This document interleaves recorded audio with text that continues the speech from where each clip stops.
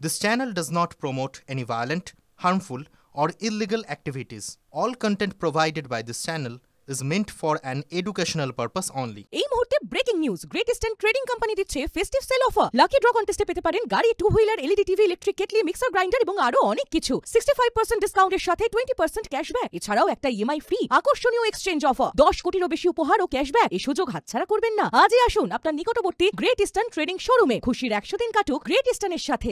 এই মুহূর্তে আপনাদেরকে ছবি দেখাবো খগেন মুর্মু, যিনি 20 ঘন্টার বেশি সময় ধরে বসেছিলেন ধর্ণা মঞ্চ। সেই ধর্ণা মঞ্চ খুলতে চাপ এবং এই মুহূর্তে তাকে উঠে যাওয়ার জন্য চাপ দেওয়া হচ্ছে। এই মুহূর্তে প্রবল উত্তেজনা এলাকায়। ছবি দেখুন।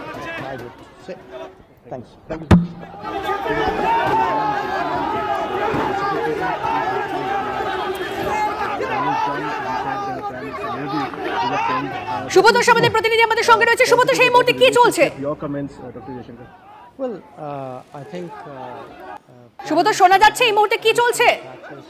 দেখো, এই মুহূর্তে থানার সামনে এবং থানার সামনে খগেন মুর্মু সহ বিজেপির প্রচুর মানে কর্মী সমর্থক, সেখানকার স্থানীয় স্থানীয় নেতারা তারা এসে পুলিশের গাড়ি আটকে দিয়েছে এবং যতক্ষণ পর্যন্ত না আইসিএ এসে কথা বলবে খগেন মুর্মুর সাথে এবং শুধু কথা বলা নয়, এই ঘটনার পরিষ্কার ব্যাখ্যা দেবে না, ততক্ষণ পর্যন্ত গাড়ি থানা থেকে বেরোতে দেবে না।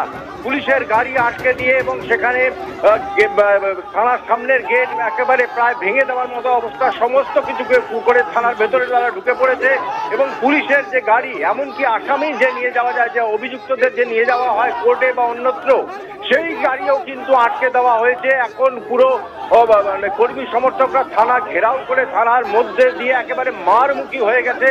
পুলিশ এই মুহূর্তে বাধা দেওয়ার চেষ্টা করছে, তাদেরকে সরানোর চেষ্টা করছে। খগেন মুর্মু পরিষ্কার বলছেন যে যতক্ষণ না আইসিএসএ তার সাথে কথা বলবেন এবং তার ব্যাখ্যা তিনি নিজের অবস্থানে অনড় রয়েছেন। বেশ, আমাদের অবশ্যই নজর থাকবে। অনেক ধন্যবাদ।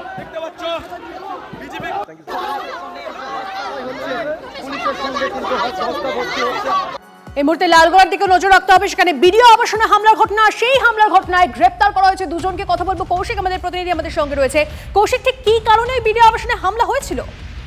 দেখো, এখনো পর্যন্ত যেটা জানা যাচ্ছে যে ঠিকাদারদের গন্ডগোল, যারা ব্ল্যাক লিস্টেড ঠিকাদার রয়েছে ওই লালগোলা এলাকায়, তাদের মধ্যে বেশ কয়েকদিন থেকে বিডিও অফিসের ঝামেলা ঘটে। সেই ঘটনার জেরেই কিন্তু বিডিওকে কোথাও যেন একটা আতঙ্ক বা ভয় দেখানোর চেষ্টা করা হচ্ছিল, এমনটাই মনে করা হচ্ছে। এবং সেই কারণেই লালগোলা যে যিনি বিডিও রয়েছেন তার যে আবাসন, সেই আবাসনে কিন্তু রাতের অন্ধকার ঢিল ছোড়া হয়।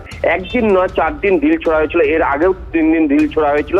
গত 3 তারিখের ঘটনায় লিখিত অভিযোগ দায়ের করা হয় লালগোলা থানায়। সেই ঘটনার পরিপ্রেক্ষিতে এখনো পর্যন্ত 2 জনকে গ্রেপ্তার করা হয়েছে। তাদেরকে আজ পাঠানো হবে লালবাগ মহকুমা আদালতে। তবে এর সঙ্গে আর কে বা কারা জড়িত রয়েছে, আসল কি উদ্দেশ্য ছিল, কার হয়ে কাজ করছিল, কোন যে ঠিকাদার সংস্থা তাদের নেতৃত্বে, অর্থাৎ তাদের নেতৃত্বে কাজ করছিল, সেই সমস্ত বিষয় খতিয়ে দেখা হচ্ছে।